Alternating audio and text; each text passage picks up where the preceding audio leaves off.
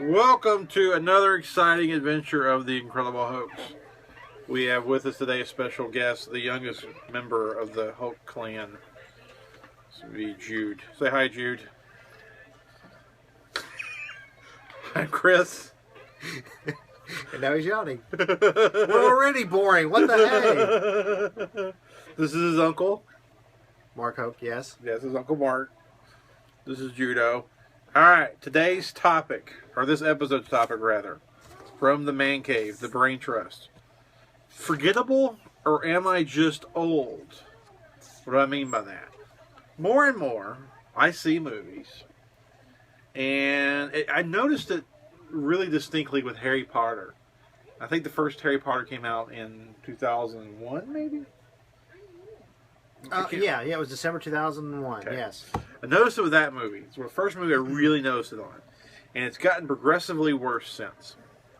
I will watch a movie, popular movies, and movies that other people will love, and I will watch it, and I'll be damned if there's anything memorable from that movie that later on I can go, you remember that scene, that awesome, cool scene where, or a line to quote. It's very, very, very rare now that I watch a movie and can able to tell you a day later much about it and be scene specific or line specific. Very rare. Very, very, very rare. Using Harry Potter, for instance, and they're just one of others, so don't think I'm picking on them too much. They're just one of many. I will watch Harry Potter, and literally 30 minutes later, after it's over, I couldn't tell you a damn thing about it. And there's no memorable scene. You know that awesome chase where there's none of that for me. And I quit watching the series after the third one. The one with Gary Oldman was the last one I watched. Yeah, the third one, Prisoner of Azkaban. Yeah, I saw the third one, and after that I quit watching them. I never watched any of the others, so there's 4 of them out there, I guess, I never watched. I probably never will, to be honest with you. Technically there's 5, but they split up the last one. Well, whatever, you know what I mean. But I think I know there's what you 7 movies. Oh, okay. There was 8 movies because they split up 8 book movies. 7. All right, so 8 freaking movies.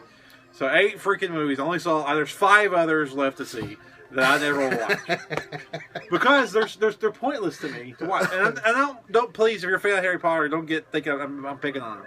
There really are just one example of many movies that I see, and 30 minutes later they're gone. And it used to not be that way. I used to remember scenes, lines from movies, and now only very exceptional movies do I remember things from, and able to quote lines and sequences and scenes. Yeah. And so the question is it the movies that changed, or did I change? Well, my take on it is, I think you get to an age where you know what you like and what you don't like. And as you get older, certainly I would say when a person turns 35 for sure. And there's a lot of mature young folks out there who probably, maybe kind of figure things out sooner. But anyway, by 35, most people you're set in stone what the things you like and don't like. Sure. And that said, fantasy movies are not really your thing anyways. Okay. So there is that issue. But I think if you watch a movie and it's going to be a franchise, you give the first one a chance. Sure. And it's not your thing. You're like okay, you just let it go. You don't bother seeing the others. So what's the point? Right. Because you know it's just going to be more of the same at best. Sure. So if Harry Potter, the first one, doesn't do it for you, then watching the next 7 films would have done you no good then. Yeah. And I'm sure there's other franchises. Me personally, I'll give myself an example. The first How to Train Your Dragon, I didn't hate it. But I was I was lukewarm on it. Uh-huh. Well, I really probably won't watch the second one because I know it's going to be more of the same. Yeah. So just You use didn't that. you didn't like How to Train Your Dragon? I gave it very, very lukewarm. I thought it was really good. I thought it was very mediocre. But anyway, that's just me. Didn't know that. But I'm just using that as an example. I know what I like and what I don't like, and so seeing the second one would probably be a waste of my time. But Sure. Well, I think definitely you develop tastes and preferences in movies. So that is a given.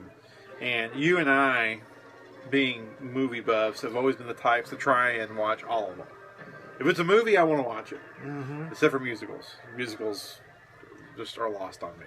I won't watch musicals. But anything other than musical, I will try and watch at some point. If I know it's a movie and it exists out there, at some point I want to get around to it. Whether it be from the 20s, whether it be from avant-garde, online, right. Obscure, modern thing. I want to see them all. But having said that, despite that having that desire to see them all, you are exactly right.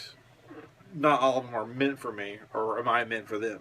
Right. So you're exactly right. So sometimes I think that might collide, and you just don't like the movie, and your brain doesn't retain it. I guess is that your point? Well, that's basically what I'm suggesting could be happening. Yeah. Because they could say, okay, well, and good Lord, it was 4 different directors worked on the Harry Potter franchise. Couldn't tell you. So it wasn't a question of the director. You know what I'm saying? It's like, well, maybe this director, maybe another one will be able to have a different tone or something like that you'll respond to. Well, that clearly wasn't the case. But to be fair, there have been other movies that I watch and like, and I really can't tell you much about them later. I'll watch it and I'm like, ain't much to really. Yeah, did you like it? Yeah, I liked it.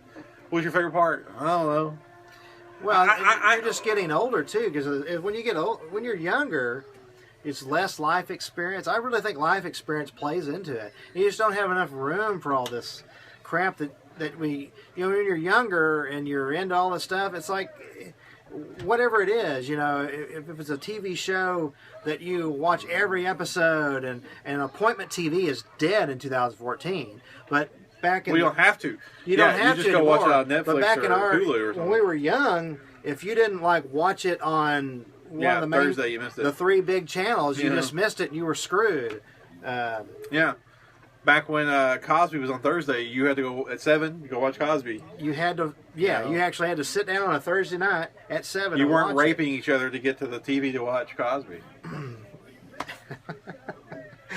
Current affairs joke. Record skip. But let me do this. Let me not throw it on my plate. Let me throw it on the filmmaker's plate, or author a hypothesis that throws it on their plate. And this will probably have to be the final word. But I'll make it quick where you can get the final word. I don't think they make movies the same way they used to make them. They're cut too fast. Your brain can't retain the information. They're cut in such a way where your brain does not process them the way you used to. You watch an action sequence from Raiders of the Lost Ark, and you watch an action sequence from any modern action movie. Take any modern action movie from the last any Jason Statham movie or whatever. The remake of Clash of the Titans. I mean, you take those action sequences and you look at the today. They're not cut the same. They're not shot the same. No. You have no idea what's going on. I've preached this before. There's no spatial sense of what is happening. It's just a bunch of stuff happens on screen, and you have no idea who did what to who, where who is versus where the other person is. With Raiders of the Lost Ark, you knew who they were, why they were fighting, what the physics were, the space, all that. You could tell, and you knew it, and you clearly could follow the action sequence. So you could remember it. I think they shoot things and edit things now in such a way that's such a cluster that you can't remember because there's nothing to remember. You have no data or information to remember. You see what I'm saying? So Transformers gives you no data to retain. You see what I'm saying? I'm with you. So I don't think it's all on me and my tastes or getting older.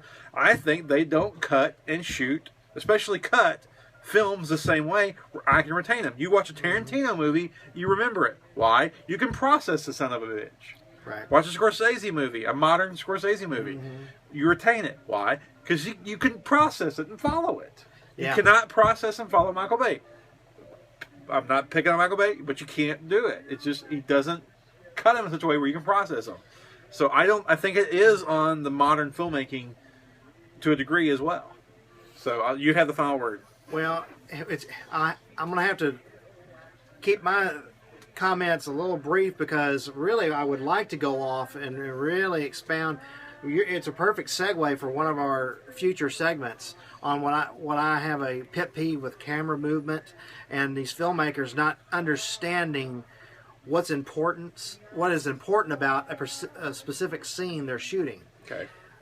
For another day. Suffice it to say right now, under the studio system, there's so much pressure, I think, under filmmakers to keep throwing images on the screen and keep you, glued, your eyes glued to the screen. And I think we've got a lot of bad habits because of that in these young directors. It's just keep you interested and keeping camera movement, and there's no thought process of what the camera needs to do in order to tell that particular phase of the story. It's a huge problem. So I think you're tapping into something I think that is a factor. And I'll leave it at that. I do have more to say on that, but it'll have to be a future show. So then there you go. Then watch for part 2.